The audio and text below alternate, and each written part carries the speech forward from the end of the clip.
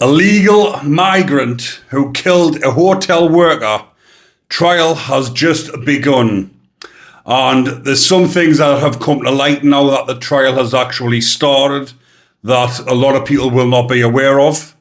But Rhiannon Skye Whyte, who was 27 at the time, was working in this hotel and she was stabbed 23 times with a screwdriver after her shift off one of these illegal migrants. Somebody who should not have even been in the country in the first place. This poor innocent woman was doing her job, looking after these migrants in the hotel. When she finished her shift, there was during the shift, I'll talk about what actually happened first of all before the attack. During her shift, there was an argument over a packet of biscuits. Obviously, the food is getting dished out, it's getting rationed out amongst them. Plenty of rations, may I add. And this greedy little so-and-so wanted more biscuits. So obviously they were arguing over a packet of biscuits. And it's a Sudanese national called Deng Chol Majek. It still also says now who claims to be 19.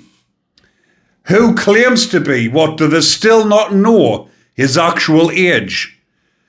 So I'm not even going to say she because it sounds very disrespectful. Rhiannon finished her shift at 11 p.m. and she was on her way to the train station to catch the train home. This was in Walsall. And this horrible piece of followed her to the train station, followed her onto the platform, and stabbed her 23 times. 9 of the wounds penetrated her skull. That was how ferocious the attack was and how much force he had actually put into it. And she actually didn't die straight away. She got on the phone to her friend, and then a platform guard, actually found her. So I'll just tell you a little bit about what it says in here. So it says the asylum seeker accused of stabbing the hotel worker 23 times with a screwdriver, leaving her to die, was seen dancing and laughing in the aftermath of the attack. A murder trial jury has heard. So he has seen on camera afterwards singing and dancing and laughing because of what he has just done.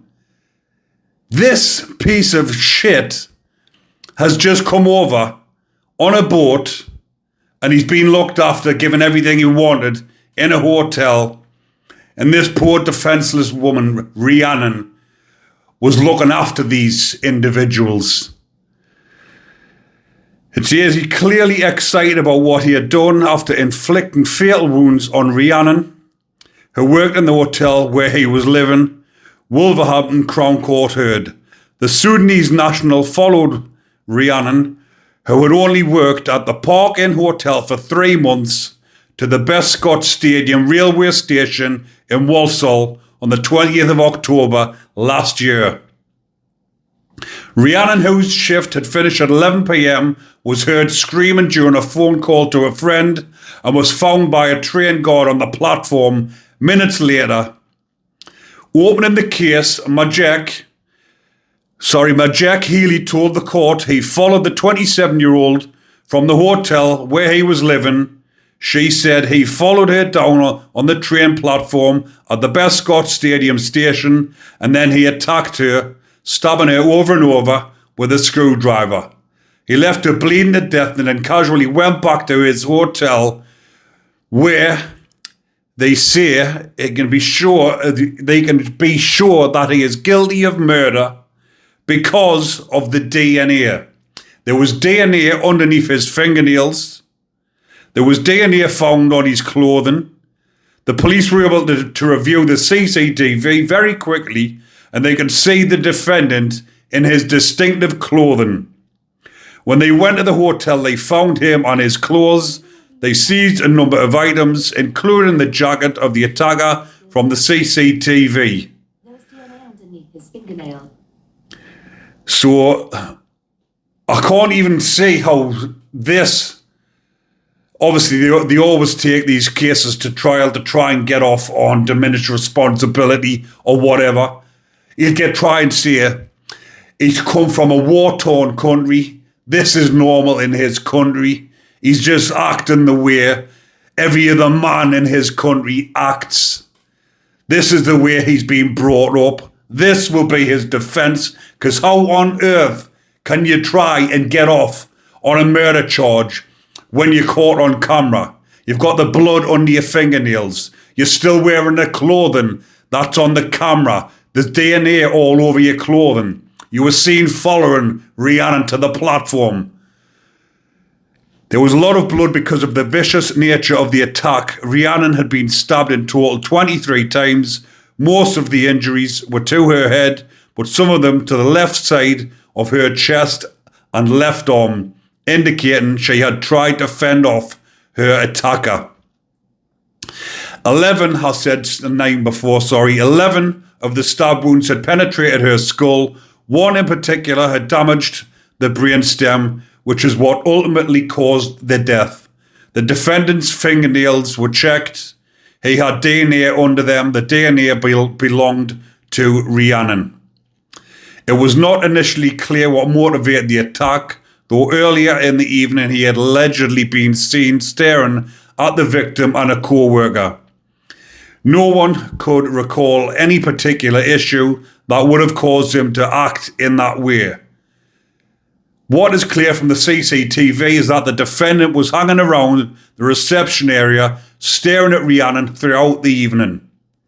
Majek denies charges of murder and possession of offensive weapon. How the fuck can you deny that? This heartless, gutless piece of shit. Hopefully this video won't get flagged up because of the words that I'm using, but I cannot help myself but use these swear words when I'm talking about a case like this. When Rhiannon, you can see by her picture, she looks like a lovely, bubbly lass.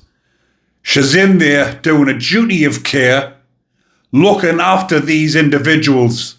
And that's putting it politely, calling them individuals, because the majority of them are like this piece of vermin, doing these type of deeds up and down the country. It's absolutely ridiculous and out of hand, and I will be reporting on it on here. I actually reported on this, if you go back through the videos, when this attack happened. And then, obviously, when the pre-trial hearing was up, I did give a date for the trial, and I said I would keep you all updated, and that's exactly what I'm doing, keeping you updated. But of course, this, again, is a huge waste of taxpayers' money, taking this to trial. It's an absolute farce. People like him, when he's on camera, there's no way of getting out of it whatsoever. Like we say, when he gets up and gives his evidence, I will come back on and do another breakdown of the case and tell you exactly what he is trying to say with his interpreter, what he's trying to say in his defence as to why he done this, and as to how he's going to try and get off with a murder charge.